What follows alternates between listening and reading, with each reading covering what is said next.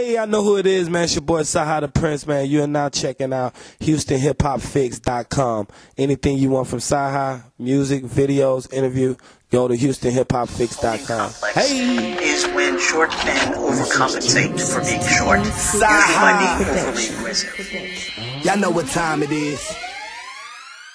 It's your boy Dre Adams checking in live and direct with Houston Hip Hop Fix. And today I have legendary Cyhi The Prynce is in the building today, man. What is going on? Man, I'm great, man. Great. Be coming to do this show in Houston, man. It's a big show. It's the first one of the tour. Actually, Houston was like my last show before I went out and, worked on some albums and worked on this project. So it's good to be starting it back here. Most definitely. Now, how many shows you got on this tour? I think it's like 15, 20, but no, it's 20 right now. We adding like 10, 15 more, so it should be around like 35 or something at the end of it. Oh, you about to turn up and run through the city. So, man, I had a question for you, you know. So you got Cyhi The Prynce is your name. Now, what I have noticed is that where all the I's are, you replace the Y, like for Cyhi and The Prynce, and even including your newest project, which is a Black History, you replace that Y with you place the I with a Y. Why is that? Any significance behind that? Because my last name is Young, and I always was at the back of the line my whole school career. It was just like, I'm a leader, but I'm all the way in the back of the line. So I just always wanted, like, when I did stuff, it's like why always became like a significance to me, because it always helped me like battle like certain stigmas about myself. So, when I wanted to prove somebody wrong, I just like, okay. So it always just stayed in my back of my head for some reason. It was always something slick I did. Plus my first name is, it's 2 Y, like Cydel is my first name, it's CYDEL. And then my last name is Young, so it's like... So it just made sense. Yeah, just a lot of Y's. Okay. So right now, I understand that you got a situation here with good music. You have had the opportunity, which not a lot of people have that opportunity, to work with a legend in this game, Kanye West, man. How did that situation stem out? Oh, man, it was, it was like 4 years ago, 4 years ago, where I did a record with Yellow Wolf, and... it just took off on the internet, and some way he got it, and he expressed that he liked me. So what he did was call my peoples and tweeted and all this other stuff about me, and the rest was history. So that's how I kind of initially met him, through him hearing me on somebody else's song. Okay, dope. And so now I heard that Beyonce may have had a little something to do with that situation. Talk to me. How'd that come on? Well, I did a song. He asked me to do a hook to a song, and I did a hook, and I did a verse too, because I didn't have nothing else to do. Yeah. So I did my verse, and I hid my verse in the back like 5 minutes within the song.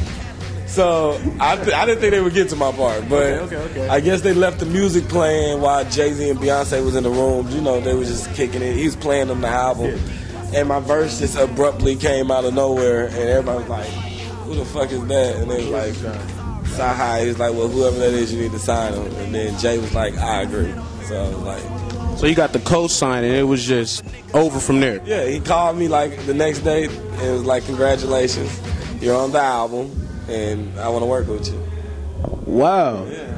That is crazy how that situation came about, man. That's incredible. That's a story a lot of people don't get. A lot of people don't get that opportunity. So, when you work hard for something, man, God bless you in different ways. So that was just the way he did it for me. Yeah. So I know you work with Kanye a lot. You worked with him a lot exclusively on his last project that he had. So when it comes to terms of you working on your own project, do you have like full creative control? I know a lot of situations when people, they sign to a particular label, the label pretty much controls a lot of that content that comes out, which really paralyzes the artist, to be able to creatively express and give the people the true essence of them. Would you have to say that's the same situation for you, or do you have that creative control? I mean, I feel like I have the creative control. It's more so of the business control you probably don't have. The creative control you have, but just, when you want to come out and what they think they should put into your project and different things like that, it's like, that's what you have to like battle with them for. So, but the more you gain ground, the more and more leeway you get. So I'm to that stage where we're working on an album now too. So It's just it's just man, it's like a relationship, man. Like you got to give and take. You know, sometimes your girl ain't gonna do everything you ask her to do. You know what I mean? Nah, I'm with you. Do most of it. God damn. No, I'm with you most definitely. So you said you're working on an album right now. Now, before we get to that, man, I got to tell you, the last project that you put out. So I heard Mandela, right? And I was like, yo, this is crazy, right? So I went on to iTunes. I was like, okay, so what's the album? So it was Black History. So I went on to iTunes. I'm searching for it, trying to buy it. I'm like, yo, this is like non-existent. Where is it at? Come to find out, it's a free mixtape. Yeah, everybody said that. Like, it blew my mind. I was like, wait, what? I said, because I just couldn't believe. I mean, when you hear the lyricism on that entire project from start to finish, and just the concept that you came with, you know, to Black history, and then you got Nelson Mandela on there. You know what I'm saying? So that's something that a person will put out for an album. Yeah. You know, so what made you want to give some kind of heat like that to the people, you know, free?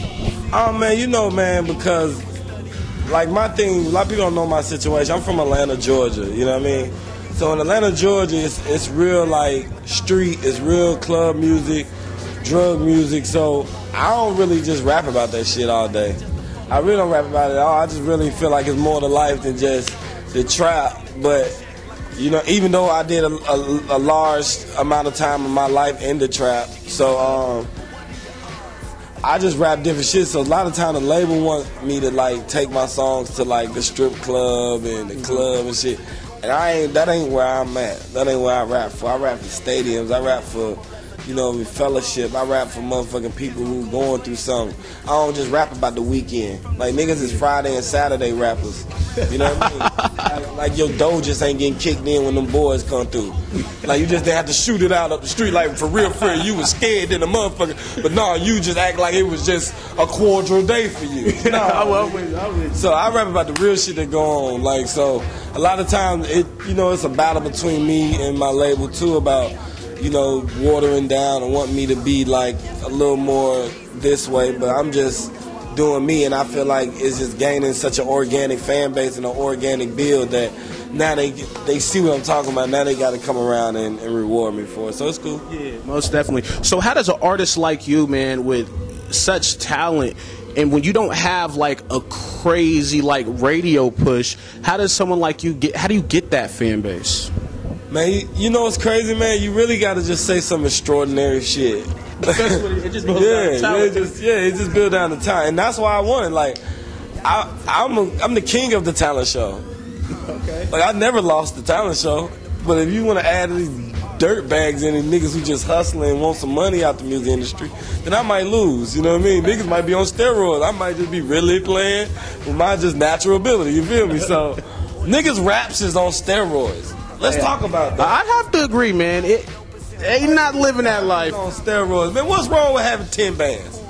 What's wrong with you sold a split? You ain't said a whole one. What's wrong with that? Well, they got it on jumper cables. Everybody got a brick. I'm like, man, you know how hard it was my folks to get a brick? Me to connect? That shit just like at the corner store now. Like, nigga, shit. Nigga, CVS got the bricks. This is crazy. You wildin' right outside. It's cool, man. I don't know, man. I just be rapping my way. I feel like, man, if you wanted your son to listen to anybody, I feel like you should let him listen to me. If anybody, listen to something. I'm gonna keep your son out of prison. Hey, he gonna still be a cool nigga, gonna be fresh as fuck. He gonna have all the bitches, but he ain't going to prison. He ain't going to prison. Hey, y'all better get on the wagon, man. Y'all better quit playing. Don't be sleeping on Cyhi High. I ain't playing with y'all. So back on that Black History, man. What was the concept? Like, how did you come up with that name? Because it's extraordinary. It's big. Yeah. You know, what made you come up? The crazy thing, it was a multitude of things. Like, we were just discussing. Well, the biggest reason was my nephew tried to go to his school and do his Black History project on me. Okay. And they told him I wasn't like significant enough to do your Black History project on. Okay. And the school that actually said it, I went to the school. I was like the most influential person to ever go to the school. Mm-hmm. So it was just kind of funny to me. I was like, okay, so I was like, I'm gonna do my own Black History project. You know what I mean? Like, someone make this shit about me. You know what I mean? So I just thought it was cool to do, and the music was just fitting, and you know, at that time we started talking about how they trying to take it out of schools and how, you know, a lot of niggas don't know their history because they can't, you know, correlate with the person that's giving them their history. Yeah. So, you know, if Jay-Z tell you your history, or Kanye tell you his, you might listen. But if Professor Shishin Soccer, you know what I mean, give you your fucking history, you like, man, yeah, what the fuck is you talking about? So I just felt like I wanted to give it from my perspective, like, what if Malcolm X could rap? What if Nelson Mandela could rap? Like, if they was in our generation, what type of dude would they be? So I feel like that's just what I wanted to give them with that project. So that's what it was. Okay, most definitely. So I had a couple of questions from the fans, man. A couple people reached out to me, wanted to ask you a few things.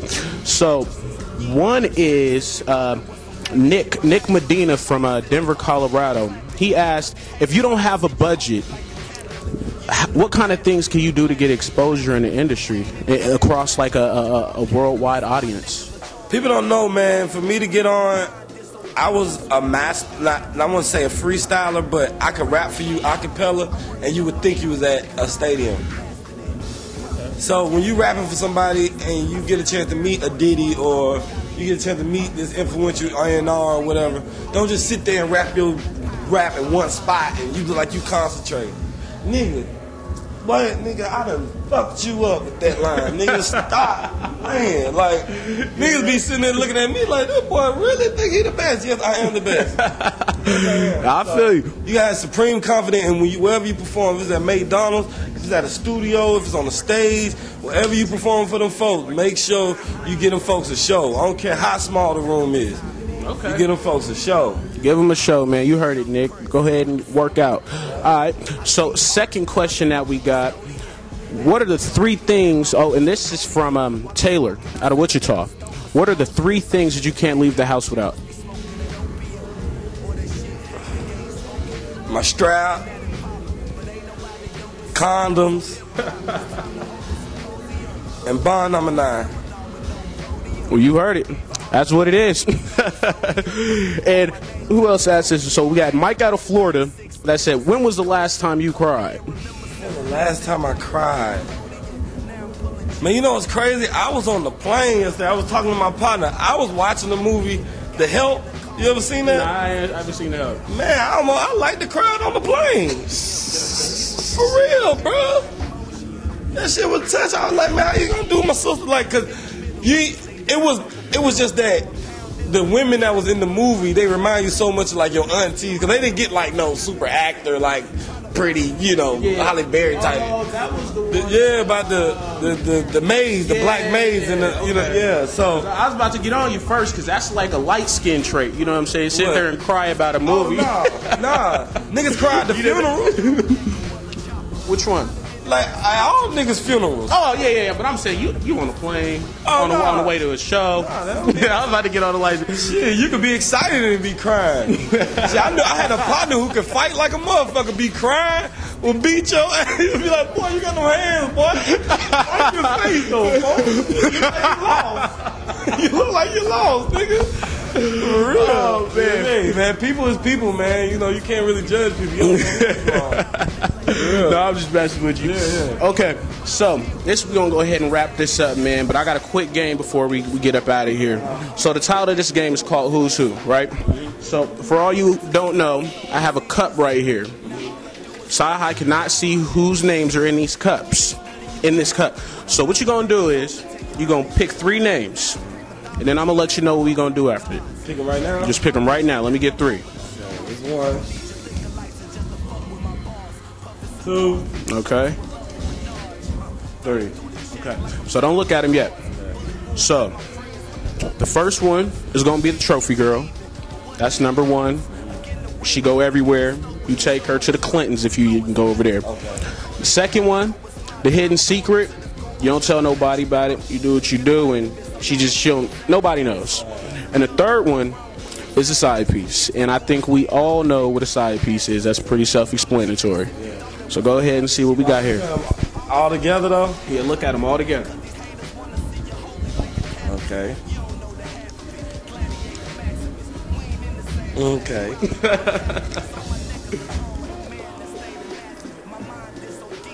Okay. He got a lucky 3. We had Gab Union, Holly Berry, and who else was that? And Megan Good, yo. That I don't even know what to say about that one. Yeah, literally. Divorce. So who will be my main? Who's the main? The trophy one. Everybody gonna see him. Are these women at their current state or at their prime? You gotta go prime. Yeah, you gotta go prime. Now the wife, the trophy, the Clintons, Obama's going to see. Got to be Holly. It got to be Holly. Yeah. I apologize to the other 2 females. My secret, my secret would be Megan. You heard the secret? Yeah, that would be Megan would be like if I ever left Holly, I'd probably go be with Megan because it ain't a high profile. Niggas don't know I'm fucking with her. We just been building something on a real friendship because I can't really hit her, she can't really let me hit. So it's like, you know what I'm saying? Okay. Gab, I apologize, Gab. Gab just have to be the side. Gab, you the side piece. Cyhi said it. I didn't say it. I just wrote the names. But the way she be acting on that TV show, she might be satisfied with that. I don't really watch TV, but I happen to walk in. What's the name of her TV show? Scandal or something? Was it Scandal? No, it's what's the other one? No, not that one. Mary Jane. Yeah, she was doing some scandalous shit. And I was like, damn, you took this role? I get okay, it's acting. Okay, I got you. You just great actor. You know what I mean? So that'll be. But all them beautiful women. If I had the opportunity, I'd probably be a gentleman to all of them. Though. Yeah. I can't say I would though. No, I'm messing with You're a gentleman. I can tell your spirit, man. Yeah. I love beautiful women.